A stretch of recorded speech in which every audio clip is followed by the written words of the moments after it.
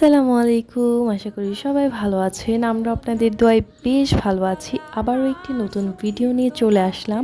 আর আজকের ভিডিওটা হচ্ছে সিরিঞ্জ পিঠা বানাবো। তো দেন এই তো আমি সেদ্ধ চালের গুঁড়িটা নিয়েছিলাম আর সামান্য পরিমাণে পানি দিয়ে এটাকে আমি ভিজিয়ে রেখেছিলাম আধা ঘন্টার জন্য।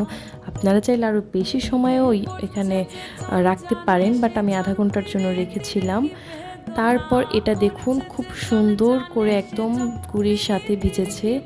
আর এ তো এখানে আমি এটাকে ব্লেন্ড করে নিয়েছিলাম। আপনারা চাইলে পাটায় ব্লেন্ড যেভাবে পারেন মানে একদম মসৃণ করে একটা ডো তৈরি করতে পারেন। দেখুন খুব সুন্দর একটা মসৃণ একদম নরম একটা ডো হয়েছে।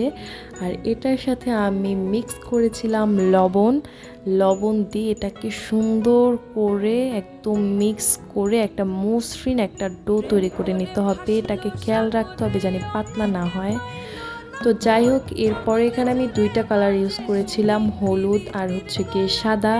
তো এই তো আমি একটু কলা পাতা একটু আর্ট করে নিয়ে দেন সিরিঞ্জ পিঠাগুলো বানিয়ে নিয়েছিলাম। এরপর ভাপে সেদ্ধ করে নিয়ে এই তো টেনটানা আমার রেডি, একদম সুন্দর সুন্দর সিরিঞ্জ পিঠা। আপনাদের যদি কারো দরকার হয় আমাকে অবশ্যই ইনবক্স করতে পারেন যদি কারো প্রয়োজন হয় সিরিঞ্জ পিঠা। তো এই তো আপনারাও বাসায় বানিয়ে ফেলতে পারেন খুব সুন্দর সহজভাবে সিরিঞ্জ পিঠা। আজ এ পর্যন্তই, সবাই ভালো থাকবেন। আল্লাহ হাফেজ।